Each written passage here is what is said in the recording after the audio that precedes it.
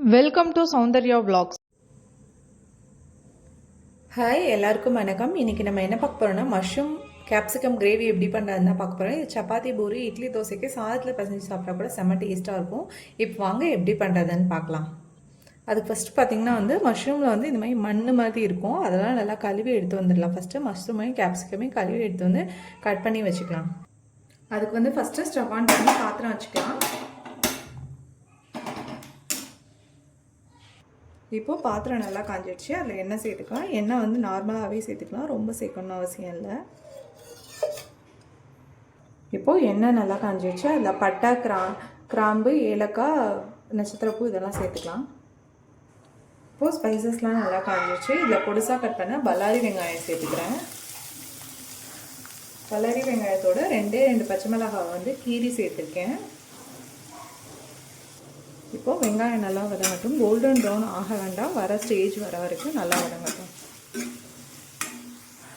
இப்போ பார்த்திங்கன்னா வெங்காயம் வதங்கிறதுக்குள்ளே நம்ம தக்காளி 3 எடுத்திருக்கேன், கொத்தமல்லி தழை ஒரு கைப்பிடி அளவு எடுத்திருக்கேன், முந்திரி எடுத்திருக்கேன், மிளகு எடுத்திருக்கேன், பட்டை ஒரு சின்ன பீஸ் எடுத்திருக்கேன், ஏலக்காய் 2, கிராம்பு ஒரு 4 எடுத்திருக்கேன். இது எல்லாத்தையும் மிக்ஸி ஜாரில் நல்லா நைஸாக அரைச்சி எடுத்து வந்துடலாம்.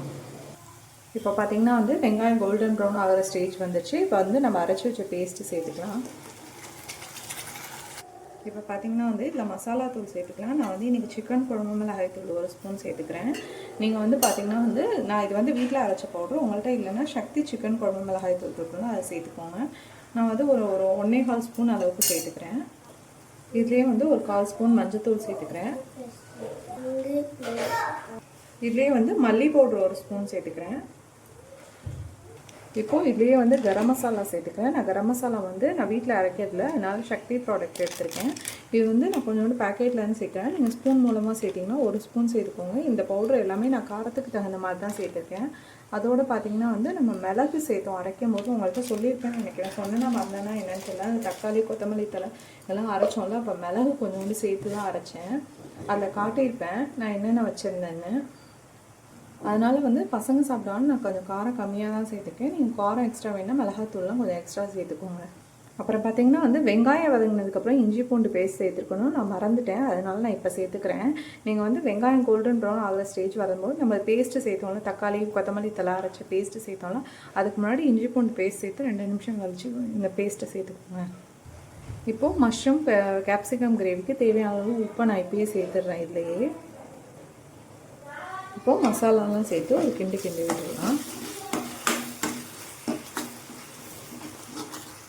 இப்போது மிக்ஸி ஜாரை கழுவி கொஞ்சோண்டு மட்டும் தண்ணி சேர்த்துக்கிறேன். ஏன் கொஞ்சோண்டு மட்டும் சேர்த்துக்கிறேன்னா அடுத்து நம்ம இது ஒரு 2-3 நிமிஷம் நல்லா ஒரு மூடி வச்சு ஒரு கொதி வரட்டும். கொதி வந்ததுக்கப்புறம் நம்ம மஷ்ரூம் சேர்ப்போம். மஷ்ரூம்லேருந்து தண்ணி விடும்.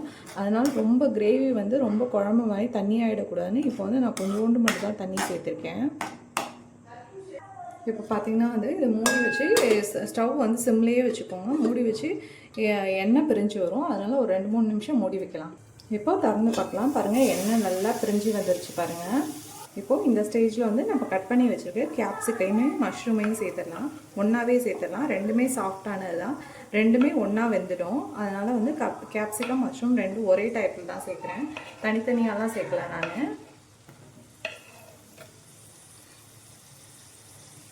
இப்போது கேப்சிகமும் மஷ்ரூமும் சேர்த்து நல்லா கிண்டி விடலாம்.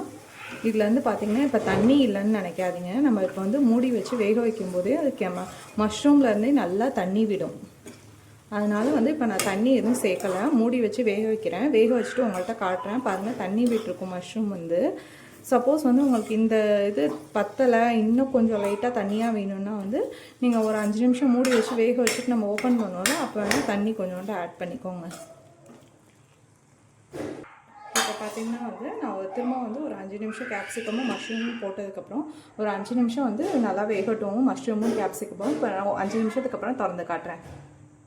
இப்போ பார்த்திங்கன்னா 5 நிமிஷம் ஆகிடுச்சு. இப்போ திறந்து பார்க்கலாம். பாருங்கள், நல்லா தண்ணி விட்டுருக்கு பாருங்கள். நான் சொல்லுவேன், நல்லா தண்ணி விட்டுருக்கு பாருங்கள். இப்போ பார்த்திங்கன்னா கிரேவி சூப்பராக ரெடியாச்சு. கிரேவிக்கு இந்த பதம் போதும் அப்படின்னா நீங்கள் தண்ணி சேர்க்குறாங்க. எனக்கு இந்த பதம் போதும். சப்பாத்திக்கு தான் நான் இன்றைக்கி பண்ணுறேன்.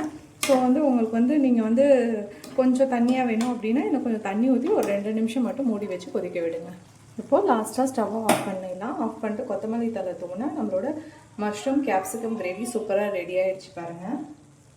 இப்போ சர்வ் பண்ணிடலாம். இப்போ பார்த்திங்கன்னா வந்து நம்ம மஷ்ரூம் கேப்சிகம் கிரேவி வந்து சூப்பராக ரெடி ஆகிடுச்சு பாருங்கள். நான் சப்பாத்திக்கு பண்ணேன். நீங்கள் வந்து நான் சொன்ன மாதிரி இட்லி தோசை குழம்பு சாதத்து கூட சாப்பிட்லாம்.